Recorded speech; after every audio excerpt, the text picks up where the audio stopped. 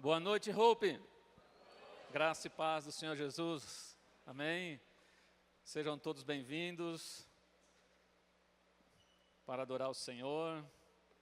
Como Deus é importante na nossa vida, né? Nós deixamos o dia do nosso descanso, que é o domingo, a noite do domingo, para servir a Ele. Amém? Saiba que Deus não é injusto. A Bíblia diz que Deus não é injusto para se esquecer do que nós fazemos. Tudo que nós fazemos conta. E eu quero nessa noite, rapidamente, dizer que hoje eu tenho o privilégio de ter aqui a irmã Lucélia, irmão Augusto, esses irmãos que há 30 anos atrás nos levaram para Jesus.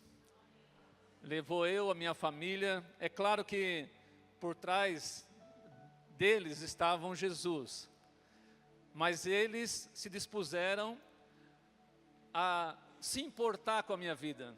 Eles se preocuparam comigo, com aquele jovem de 28 anos de idade, que não sabia o que fazer da vida, que já era casado, já tinha 3 filhos, e com tantas coisas na cabeça e tantas coisas erradas praticando. E um dia Deus levanta essa mulher maravilhosa para ir na minha casa, orar comigo, com a minha esposa, com os meus filhos e fazer um convite. Eu lembro até hoje. Eu não sei se ela lembra, né? Mas eu lembro. Ela falou assim para mim: homem, vamos para a igreja. Domingo eu quero ver você no culto. E eu falei para ela assim: eu vou domingo no culto. Mas as minhas pernas não queriam ir. Meu coração sentia necessidade. A minha alma estava sedenta, mas minhas pernas não queriam ir para a igreja. Eu lembro até hoje, chegando perto da igreja, estava tremendo assim, porque eu sabia que eu ia entrar naquela igreja com a minha família e nunca mais sairia de lá. Da igreja, né? Não da localidade, nunca mais sairia da igreja. Então eu quero hoje apresentar para vocês a irmã Lucélia, irmão Augusto. Obrigado por vocês estarem aqui. É uma alegria muito grande vê-los aqui conosco nessa noite. Para mim é um privilégio muito grande, para a Célia, o Rodrigo, a Renata. A Renata não está aqui, está viajando, mas a Roberta, a minha família. E serei eternamente grato a Deus pela vida de vocês. Que Deus abençoe ricamente vocês. Já até tem cabelinho branco já ela. E eu também, né? Glória a Deus por isso. Fico feliz em vê-los aqui. Uma alegria tremenda de ver novamente a mulher que foi instrumento de Deus para levar esperança para a minha casa. E hoje nós vamos falar de esperança. O tema desse mês é Vivendo com Esperança. E o tema de hoje é Mais do que Palavras. E agora eu fico pensando, né? O que nós cantamos aqui. Deus pode fazer. Deus não fica só em palavras. Deus pode fazer. Deus não é homem. Muitos homens se esquecem, mas muitos não, né?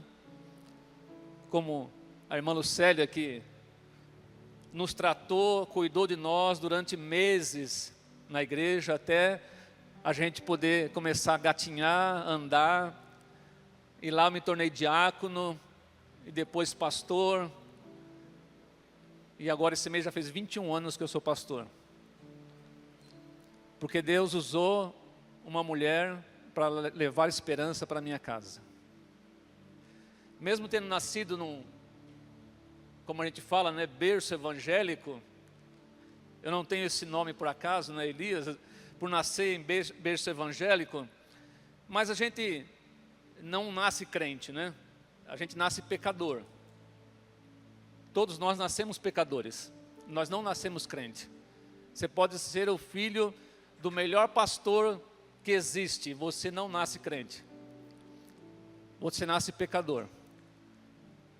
E na minha adolescência, né, meu pai frustrado com a igreja, e nós sabemos que a igreja não é perfeita, não há pastor perfeito. Meu pai naquela época saiu da igreja, por causa de problemas na igreja. E a família toda sofre, né? E na adolescência todos nós fomos para o mundo. Não imaginava que precisava ficar na igreja. Mas Deus já tinha me escolhido lá no ventre da Dona Maria. E eu tenho convicção disso. Eu tenho convicção. Se você não tem, é uma pena. Eu tenho convicção de que Deus me escolheu lá no ventre da minha mãe. Passei a adolescência e parte da juventude fora da igreja. Mas até o dia que Deus levantou essa mulher e falou assim: não, você vai naquela casa que tem um homem, uma mulher e 3 crianças que precisam ir para a igreja. Obrigado por levar esperança, por levar Jesus na minha casa. Aleluia. Abra sua Bíblia. Primeira carta que o apóstolo São Paulo escreveu aos Tessalonicenses, porque a nossa mensagem desse mês é baseada na carta aos Tessalonicenses, no capítulo 2, versículo 1 ao versículo 12. Vamos entender nesse contexto como Paulo levou a esperança para aquelas pessoas, né? E como aquelas pessoas foram abençoadas. Por isso que não existe por acaso, queridos. Não existe por acaso. O propósito de Paulo em pregar o Evangelho transformou uma cidade inteira. E eu quero dizer para você, a irmã Lucélia, usada por Senhor Jesus, não alcançou só a minha vida, a minha família para Jesus. São muitas pessoas que essa mulher levou para a igreja. Muitas pessoas. Haverá galardão no céu. E Paulo também fez isso, né? Diz assim o versículo 1: porque vós, irmãos, sabeis pessoalmente, olha só, pessoalmente, que a nossa estada entre vós não se tornou infrutífera, mas apesar de maltratados e ultrajados em Filipos, como é do vosso conhecimento, tivemos ousada confiança em nosso Deus, para vos anunciar o Evangelho em meio a muita luta, pois a nossa exortação não procede de engano, nem de impureza, nem se baseia em dolo. Pelo contrário, visto que fomos aprovados por Deus, a ponto de nos confiar Ele, o Evangelho, assim falamos, não para agradar homens, e sim a Deus, que prova o nosso coração. A verdade é que nunca usamos de linguagem de bajulação, como sabeis, nem de intuitos gananciosos. Deus disto é testemunha. Também jamais andamos buscando glória de homens, nem de vós, nem de outros. Embora pudéssemos, como enviados de Cristo, exigir de vós a nossa manutenção, todavia nos tornamos carinhosos entre vós. Qual ama mãe, né? Qual ama mãe que acaricia os próprios filhos? Assim, querendo-vos muito, estávamos prontos a oferecer-vos não somente o Evangelho de Deus, mas igualmente a própria vida. Por isso que vos tornastes muito amados de nós, porque vos recordais, irmãos, do nosso labor e fadiga, e de como, noite e dia, lutamos para não viverdes à custa de nenhum de vós. Vos proclamamos o Evangelho de Deus. Vós e Deus sois testemunhas do modo porque piedosa, justa, irrepreensivelmente procedemos em relação a vós outros, que credes, e sabeis ainda de que maneira, como Pai, a seus filhos, a cada um de vós, exortamos, consolamos e admoestamos, para viverdes por modo digno de Deus, que vos chama para o seu reino e glória. Amém. Vamos orar ao Senhor. Obrigado, Senhor. Obrigado porque não há outra palavra em nossos corações nessa noite, a não ser gratidão a Ti. Obrigado por estarmos aqui reunidos nessa noite. Obrigado porque temos a liberdade nesse país de pregar o Evangelho da salvação. Obrigado por todos aqueles que se fazem presente nesse lugar.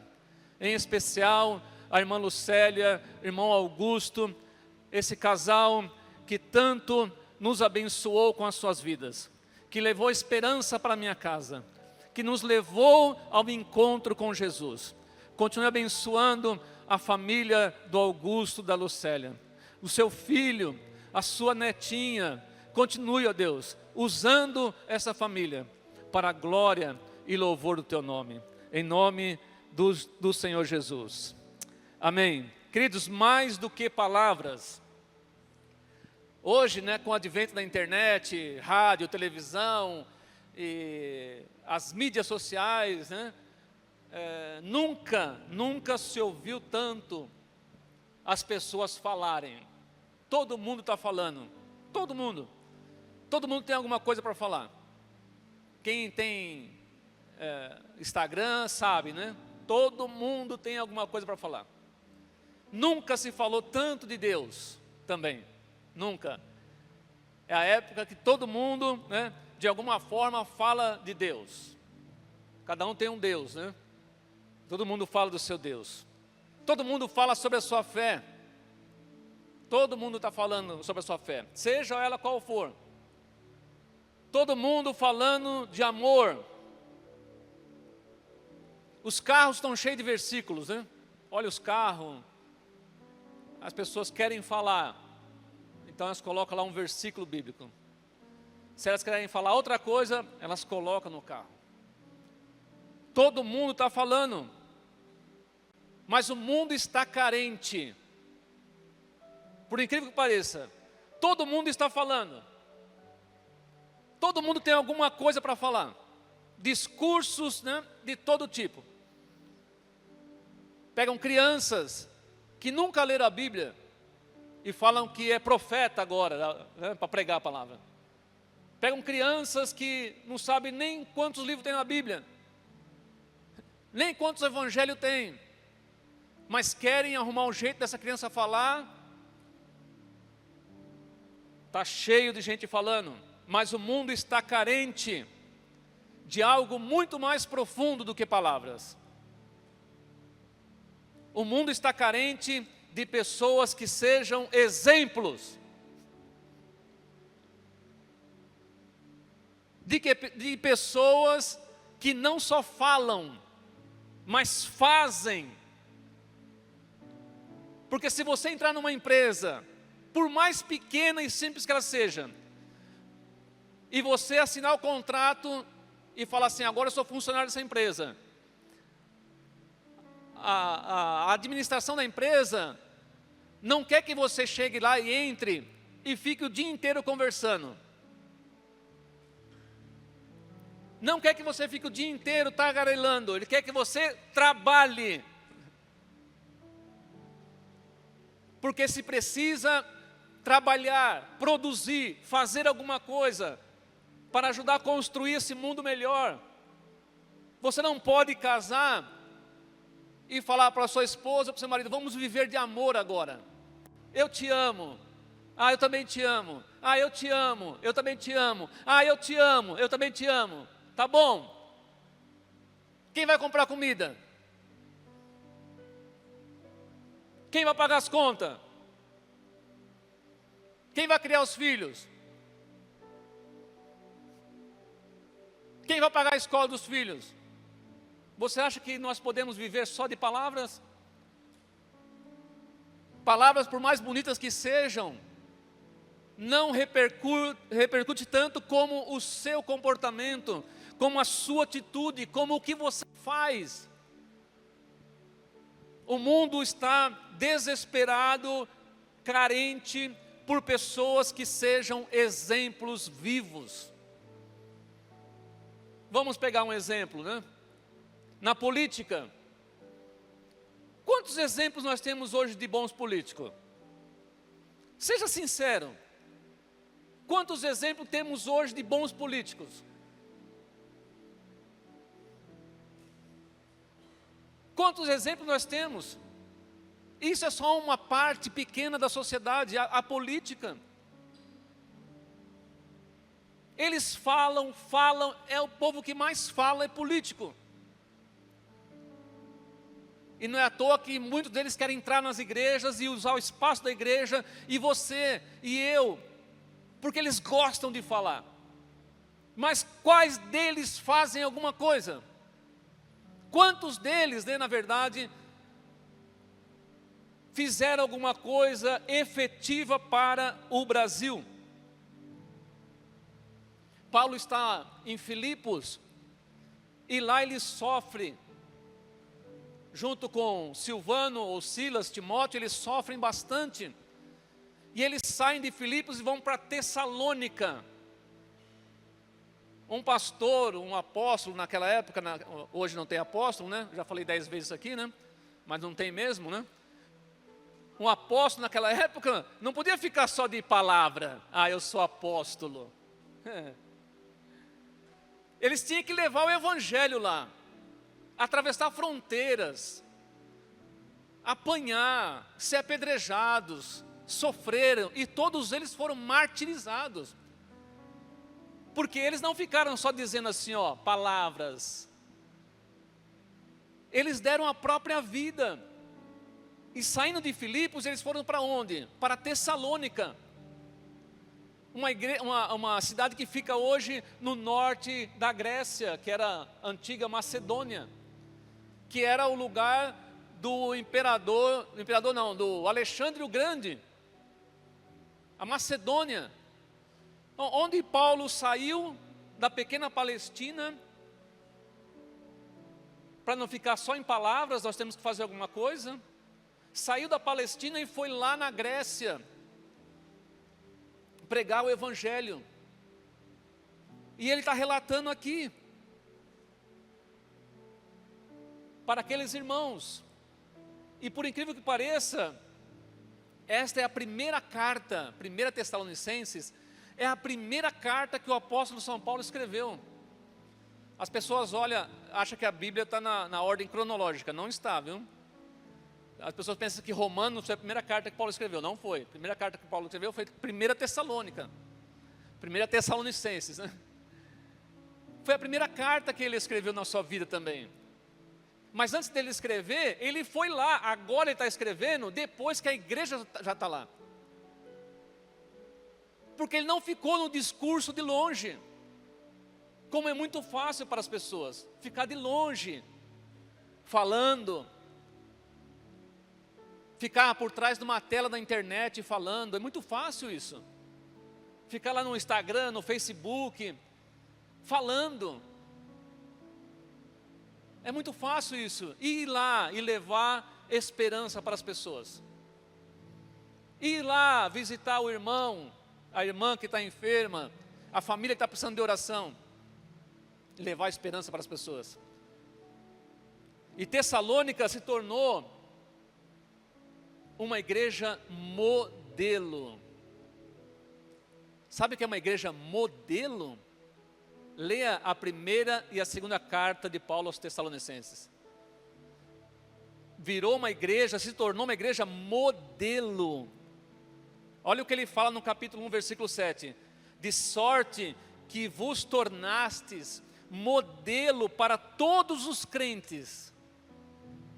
Uma igreja que se tornou modelo para os crentes da Macedônia e da Acaia. Porque de vós repercutiu a palavra do Senhor, não só na Macedônia e Acaia, mas também por toda parte se divulgou a vossa fé para com Deus, a tal ponto de não termos necessidade de acrescentar coisa alguma. Que alegria do apóstolo São Paulo, né? Que alegria desse homem. Ele começou uma igreja com pouca gente lá em Tessalônica. E agora ele está longe, ele já implementou a igreja, foi embora, está em Corinto agora, e está escrevendo para a igreja, dando instruções para a igreja. E chegou a notícia de que Tessalônica era uma igreja modelo em toda a Macedônia. Como Deus honra, hein, irmãos? Em dezembro, eu, o Felipe, a Renata e a Célia fomos conhecer uma igreja lá no Rio Grande do Sul. Abba Church. Quem já ouviu falar aí? Já ouviram falar? Abba Church. A igreja começou há 10 anos atrás. Se tornou uma igreja modelo naquela cidade. A igreja tinha 5 cultos de domingo. Precisou suprimir um porque estava dando dificuldade no estacionamento. Nós fomos lá porque é uma igreja modelo, nós fomos conhecer o trabalho deles. Principalmente o trabalho social. O trabalho social deles é maravilhoso. Nós temos pedido a Deus que nos dê condições de fazer um trabalho social como os irmãos lá de Criciúma têm feito lá. Fizeram um mercado, irmãos, para ajudar as pessoas pobres. Você consegue entender esse mercado?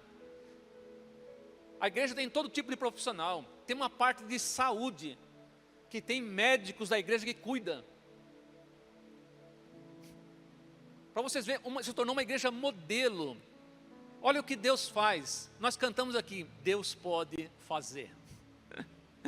Deus pode fazer, porque Deus não fica só em palavras. E não quer que eu e você fique só em palavras. Ah, pastor, conta comigo. Nunca aparece. Ah, pastor, nós poderíamos fazer tal coisa. Tá bom, vou dar para você fazer. Aí não aparece mais. Quantas pessoas nós já conhecemos assim? Ele tem um monte de sugestão. Pastor, muda isso, muda aquilo. Ah, por que você não faz assim? Por que você não faz isso? Por que você não faz aquilo? Ah, por que você não pinta a igreja de branco? Por que você não pinta aquilo de preto? Por que você não muda a fachada? Por que você não faz estacionamento? Por que você não faz isso? Por que você não investe nisso? Tá bom. Estamos precisando de pessoas para fazer isso. Estamos precisando de pessoas. Estamos precisando de voluntário. Quem quer ser voluntário aqui? Quem já é voluntário aqui? Aí, boa parte da igreja já é voluntário. E você que não é voluntário ainda? Até quando você vai ficar falando assim, eu preciso fazer uma coisa? Ah, eu preciso fazer uma coisa para o reino de Deus. Eu preciso fazer uma coisa para a igreja. Eu preciso ocupar o meu tempo. Ah, eu preciso trabalhar na igreja. É para você essa mensagem.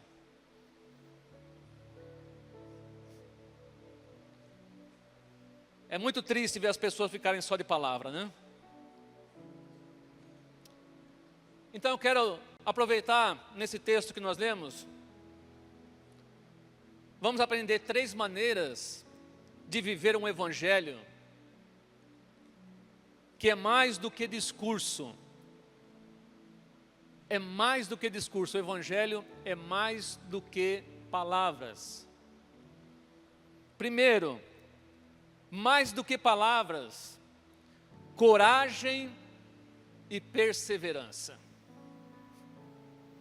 Pensou se os apóstolos não fossem corajosos, irmãos? Lá em Atos 14, a Bíblia fala que Paulo foi apedrejado. Aí pegaram ele e arrastaram para fora da cidade. Está morto, joga fora da cidade. Apedrejaram o nosso irmão, jogaram para fora da cidade, porque se não estava morto ia morrer para eles. Então, larga essa criatura lá. Os discípulos foram lá, Paulo está vivo. Ajudaram ele a se levantar, sacudiu o pó da roupa, falou, vamos para outra cidade. Pregar o evangelho. Mas você acabou de ser apedrejado. Eu não estou fazendo isso para homens, estou fazendo isso para Deus. Foram para outra cidade pregar o evangelho. O homem acabou de ser apedrejado. Agora imagina se ele não tivesse coragem. Imagine se ele não tivesse perseverança. Essa é a marca mais bonita, ou a mais bela delas. Essa é a marca do crente. Perseverança. O crente tem que ser perseverante. Não pode parar por qualquer problema, qualquer dificuldade. Muitos da nossa geração, se fosse apedrejado, provavelmente nunca mais falaria de Jesus. Mas Paulo se levantou e falou para os discípulos, vamos para outra cidade. Porque o próprio Jesus disse, tira o pó dessa cidade da sua roupa e vamos para outro lugar. Porque nós temos que levar esperança para as pessoas. Ele diz, né? Apesar de maltratados e ultrajados em Filipos, onde eles estavam antes, tivemos ousada confiança em nosso Deus, para vos anunciar o Evangelho em meio a muita luta. Paulo enfrentou, irmãos, perseguição, rejeição, dor, a pior coisa é dor. Quantas pessoas já abandonaram Cristo por causa da dor? Estou sofrendo, não vou mais na igreja. Porque ser crente sofre mesmo. Mas isso não impediu dele continuar servindo a Deus. Essa é a maravilhosa marca do cristão. Quantas pessoas podem dizer, vamos ser sinceros aqui, queridos. Porque daqui a gente tem que ser sincero. Quantas pessoas hoje podem dizer, quantos pastores hoje podem dizer, sejam meus imitadores?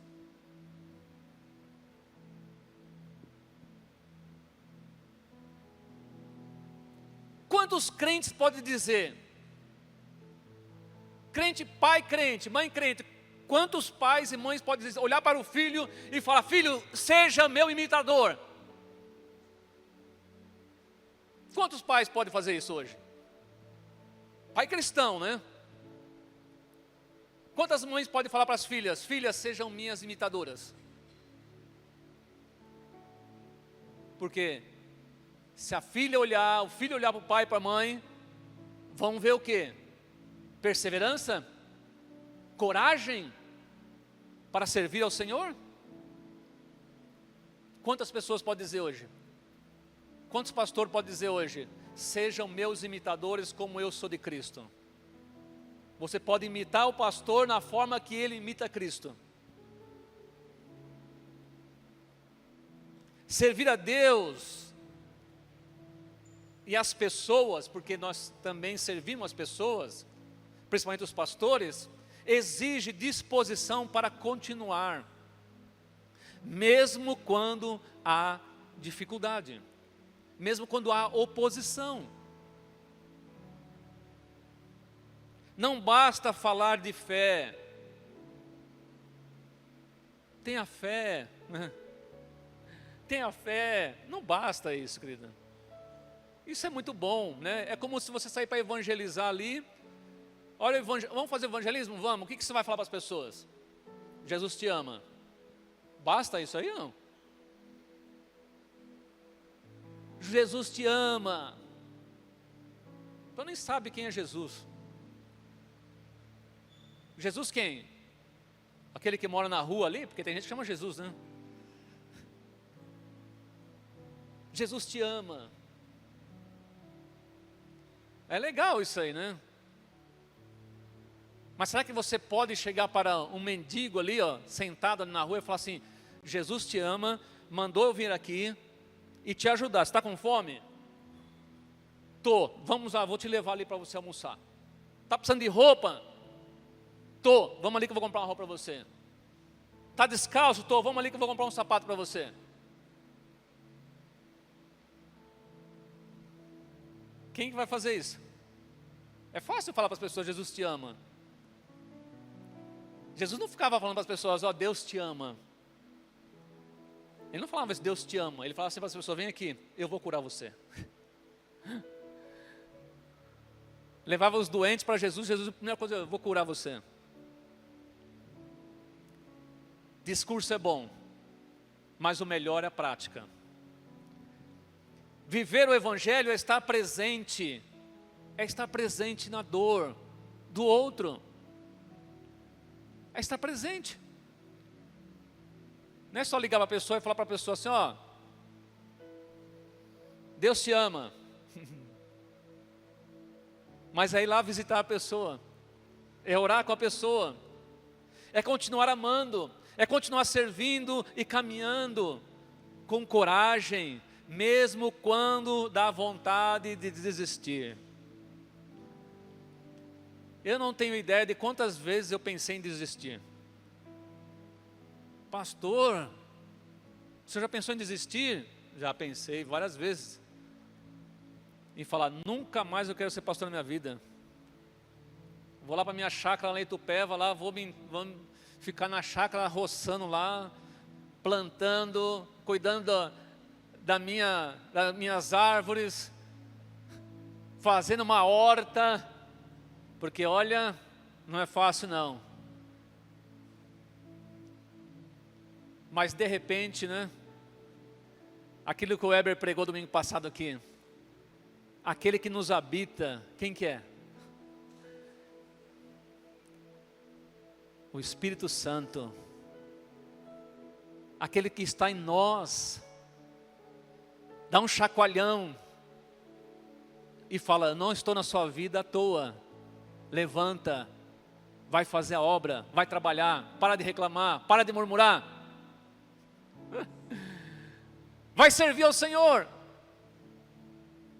Primeiro, mais do que palavras, com coragem e perseverança, querido.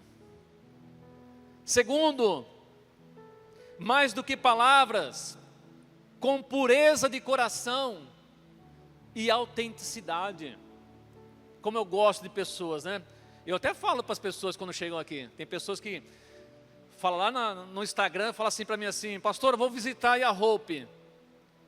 Aí quando a pessoa chega lá, eu falo assim: eu gosto de gente assim. Fala na cara da pessoa: eu gosto de gente assim, ó, que não fica só no discurso. Eu vou lá visitar a Hope. E a pessoa veio aqui, ó, visitar a Hope. Ah, Deus vai preparar. Você quer que o anjo vai te buscar na sua casa? Quer que o anjo vai lá voando, pega você, né? E traz você ali na Hope? Não, é você que tem que sair do seu lugar e se mover. Pessoas autênticas, precisa disso, irmãos. Como falta pessoas autênticas hoje? Sim, sim, não, não. Ou Jesus quer algo além disso? Jesus quer o quê? O que ele falou? Que a tua palavra seja sim, sim, não, não. Pessoas autênticas. Olha o que Paulo falou assim, ó, no versículo 3 a 6, estou resumindo aqui, né? Mas acho que vai passar aqui. Nunca usamos de linguagem de bajulação, mas como aprovados por Deus, assim falamos, não para agradar homens, e sim a Deus. Homem de Deus, mulher de Deus, querido, crente, cristão, vamos agora, cristão, tem que ser dessa maneira, autenticidade, pureza de coração, fazer as coisas com pureza, sem maldade, sem querer retorno das pessoas, sem querer ser carregado num pedestal. Paulo não manipulava, Paulo não manipulava as pessoas, não buscava fama. Sua vida era coerente com a sua mensagem. Sua vida era coerente com a sua mensagem, com a sua pregação. Eu lembro, né, quando eu era criança, lá naquele tempo as pessoas já falavam isso, não sei se falam ainda, né? Faz o que eu falo, mas não faz o que eu faço. Quem lembra disso aí? Todo mundo, né? E isso aí foi extraído, queridos. Isso aí veio lá do texto que Jesus falou para os fariseus, né, para os discípulos, em relação aos fariseus. O que eles falam está certo, está bonito, está legal, tal, mas o que eles fazem, esse dito popular que se tornou, é por causa da hipocrisia. Porque se refere aos fariseus que eram hipócritas, que faziam as coisas não por motivação pura, mas para serem aplaudidos, elogiados. E Paulo está falando aqui, ó, nós temos que fazer com motivação pura. Paulo não era um religioso profissional, como os fariseus. E ainda existe religiosos profissionais, que aprendem o discurso do que vai agradar as pessoas. E sempre vai ficar distante de você. O religioso profissional é assim, você não tem acesso a ele, porque ele quer que você fique só no discurso dele. Quando você chegar perto, se você entrar na casa dele, se você for fazer um passeio com ele, se você for jantar com ele, você vai ver que não é aquele cara que fala lá em cima, que eram os fariseus. Então Paulo não ficava só nas palavras bonitas e bacanas, ele ia lá e colocava a vida dele no meio do sofrimento.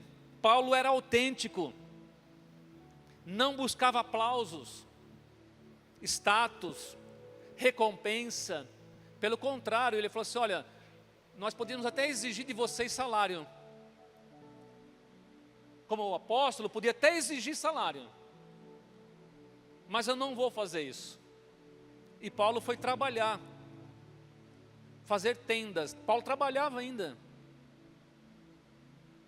Eu trabalhei 38 anos da minha vida para me aposentar. Nunca fiquei em casa, mesmo como pastor, né? Nunca fiquei em casa, de boa, no meu escritório, né? Eu ia trabalhar, porque eu tinha esposa e filhos para cuidar. Nunca tive salário da igreja. Paulo também está dizendo isso. Seu compromisso era primeiro com Deus. Se você ama a Deus, presta atenção, se você ama a Deus, como o primeiro mandamento na sua vida, eu tenho certeza que você vai amar o próximo. Se você não ama o próximo, é porque você não ama a Deus. Paulo foi transparente. Como está difícil de encontrar pessoas transparentes, né? Como está difícil de encontrar pessoas transparentes, honestas, de motivações puras, sem interesse.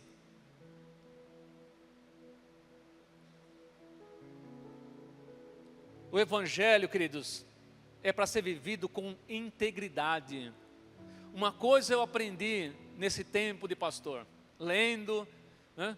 Eu li um livro sobre integridade e transparência do pastor Edson de Queiroz, que já está na glória, pastor da PIB de Santo André. Irmão, que livro tremendo, nem lembro quem me deu aquele livro de presente. Tenho o livro até hoje. Como é difícil as pessoas serem transparentes. O que você quer saber da minha vida? Pode procurar, não tem problema nenhum. Paulo vivia dessa maneira. Eu não só prego, eu vivo o que eu prego. E aquele livro do pastor Edson de Queiroz, ele até é um pouco duro, né? Com os pastores, nessa questão de você ser transparente. Não ocultar a sua vida das pessoas. Porque quando você expõe a sua vida realmente, você leva esperança para as pessoas. Se não tiver nada que te acusar. E por último, terceiro, mais do que palavras, cuidar como uma mãe e orientar como um pai. Cuidar e orientar. Olha aqui o exemplo nessa noite, né? A irmã Lucélia, que não é velha, né? Não somos, né, tão diferentes de idade, mas ela foi uma mãe para mim espiritual, para minha esposa, para os meus filhos. Foi uma mãe que cuidou com amor, que orientou. Paulo fala assim, ó, nos tornamos carinhosos entre vós. Qual ama, qual mãe acaricia os próprios filhos? Vós quisemos comunicar não somente o evangelho, mas também a nossa própria alma. A gente expõe a nossa própria alma quando você está cuidando das pessoas. Como um pai a seus filhos, exortamos, consolamos e admoestamos. Mais do que palavras, cuidar. Dá trabalho cuidar de pessoas. Dá trabalho cuidar, orientar pessoas, dá trabalho. O pastor americano Sinclair Ferguson falou que a pregação do pastor, olha só a responsabilidade. Ele fala, a pregação do pastor já é uma orientação para a igreja. E é mesmo. Falando da responsabilidade de pregar a palavra, né? Paulo foi além da coragem, além da autenticidade. Ele demonstrou amor, amor real, que se parece com uma família. Ele usa o termo mãe. Tem alguém que ama mais que mãe? Tem alguém que ama mais que mãe? Só Deus. Ele usa mãe para dizer que tratou os irmãos de Tessalônica com amor. E ele usa pai. Tem alguém que é mais firme do que pai? Menino, a hora que o seu pai chegar, você vai ver só. Não é assim ou não? Eu escutei isso da minha mãe, só que minha mãe é mais brava que meu pai, né? Em casa era um pouco o contrário. Falava, mãe, eu não quero ir para a escola. Ah, você vai até de chinelo, tá apanhando na rua até chegar lá. É. Pai, eu não quero ir para a escola. Meu pai era, né? Ah, deixa o bichinho em casa hoje, coitado, ele não está bem, né? Mas tem alguém mais firme do que pai? Vai trabalhar, menino? Nessa parte meu pai era duro, né? Quando eu tinha 13 anos, 12, 13 anos de idade, meu pai falou assim para mim, vai ler Provérbios 6:6. O que diz lá? Vai ter com a formiga o preguiçoso. Imagina um adolescente e você acordar e seu pai falar para você, vai trabalhar, vai arrumar um emprego. Nisso ele era, né?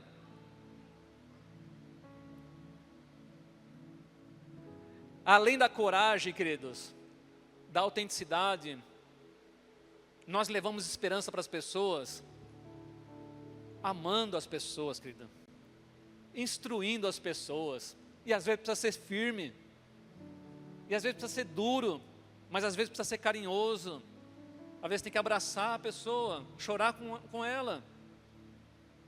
rir com ela, mas às vezes tem que puxar a orelha. Então Paulo não se limitou a pregar, ele amou profundamente, ele cuidou daquelas pessoas, ele exortou com firmeza,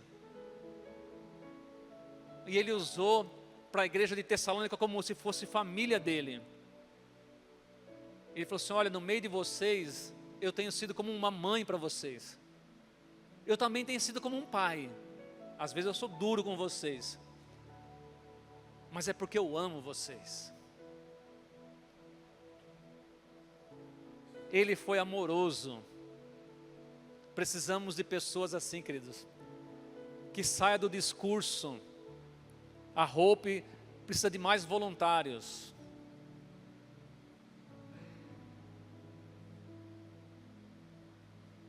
Quem pode dizer amém? Eu quero ser voluntário. Precisa sair do discurso. Precisa deixar o discurso para lá. Para encerrar, quantas vezes na Bíblia, prova agora, hein? Quantas vezes na Bíblia Jesus falou assim, ó, eu vou dar a minha vida. Eu vou dar a minha vida. Quantas vezes na Bíblia Jesus disse isso aí? Vai ganhar um café lá no Hope lá, Store. Pago por mim. Jesus não ficou no discurso, viu? 3 vezes Jesus falou, eu vou dar a minha vida. E no 3º dia eu vou ressuscitar. 3 vezes. Você pode achar 9 vezes lá, mas é porque nos evangelhos são repetidos, né? Mateus, Marcos, Lucas e João é o mesmo texto. Jesus falou 3 vezes, eu vou dar a minha vida. Eu vou dar a minha vida por vocês. Eu vou dar a minha vida pelos pecadores. E 5 vezes ele falou indiretamente. Então praticamente 8 vezes Jesus falou que ia dar a vida para as pessoas, pelos pecadores. E nós sabemos que não ficou só nas palavras. Jesus deu a vida por nós. Ele não ficou só num discurso bonito, né? Eu vou dar a vida por vocês. Vocês são pecadores. Ele não ficou num discurso bonito. Olha, se eu não dar a vida por vocês, vai todo mundo para o inferno. Ele não romantizou nada disso. Ele foi prático e disse, eu vou dar a vida por vocês. E a Bíblia diz que Ele deu a vida por nós.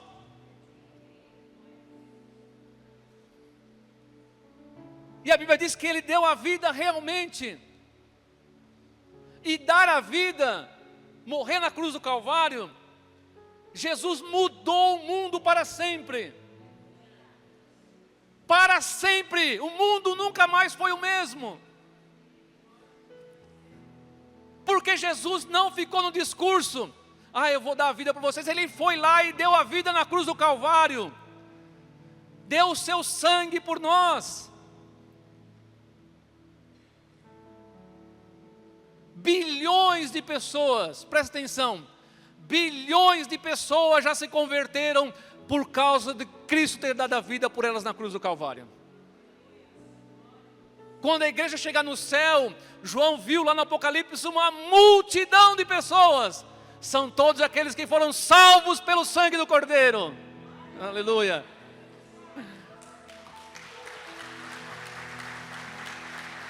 Foram salvos. Bilhões de pessoas, você vai ver elas lá. Nós vamos nos ver lá e nós vamos ver bilhões de pessoas que foram salvas porque Jesus não ficou no discurso. Ele foi lá e deu a vida por nós. Então essa pregação tem 2 chamados nessa noite. Primeiro, você já é cristão? Saia do discurso. Saia das palavras. Enfrente com coragem, com integridade. Ame sem distinção de pessoas. Eu amo esse, não amo esse, amo esse, não amo esse. Ame. Você é um cristão, você foi chamado para amar, para servir, para dar a sua vida, para que pessoas conheçam a Jesus. Pensou o galardão da irmã Lucélia? Faz 21 anos que eu sou pastor. Várias pessoas já se converteram com a minha pregação, para a glória de Deus. Já batizei muitas pessoas, porque Deus começou com ela, e falando para ela, vai lá na casa daquela criatura lá, vai lá na casa do Elias, que gosta de beber, né? Vai lá, porque tem um plano, um propósito para ele e para a família dele. Olha o que Deus faz, Deus pode fazer, queridos. Se você ainda não é cristão, você entrou aqui nessa noite e você nunca se decidiu a seguir a Jesus, eu quero dizer para você que você pode confiar em Jesus. Você pode nessa noite dizer, Jesus, aqui está a minha vida, todinha eu quero entregar nas tuas mãos. Você pode confiar em Jesus. Você pode olhar para mim e não gostar de mim. Você pode me achar velho, feio, né? Você pode pensar o que você quiser de mim, mas de Jesus você pode confiar. Jesus deu a vida para que você possa ser salvo. Entregue a sua vida a Jesus nessa noite. E viva uma nova vida. Nunca mais você será o mesmo. Depois do dia que a Lucélia foi na minha casa e fez um convite, e eu fui para a igreja naquele domingo, minha vida nunca mais foi a mesma. Coloque-se de pé. Mas não saia daqui nessa noite sem você ter a consciência de que você precisa abandonar o discurso, as palavras bonitas, e trabalhar, e servir, e ter coragem, perseverança para continuar andando com Cristo. Se você ainda não é cristão, eu desafio você nessa noite a entregar a sua vida a Jesus e falar, Jesus, faça de mim o que o Senhor quiser. E se Jesus tratar mal você, se Jesus te abandonar, você pode aqui vir e falar que eu sou mentiroso. Há alguém aqui nessa noite que precisa falar assim, Jesus, essa vida aqui vai pertencer ao Senhor a partir de hoje? Nós temos alguém aqui? Quer tomar essa decisão e ser parte da família de Deus? Não há? Então nós vamos orar. Deus, obrigado pelos teus filhos que estão aqui nessa noite. Obrigado por cada um. Glória seja ao teu nome. Louvor a ti hoje e para sempre.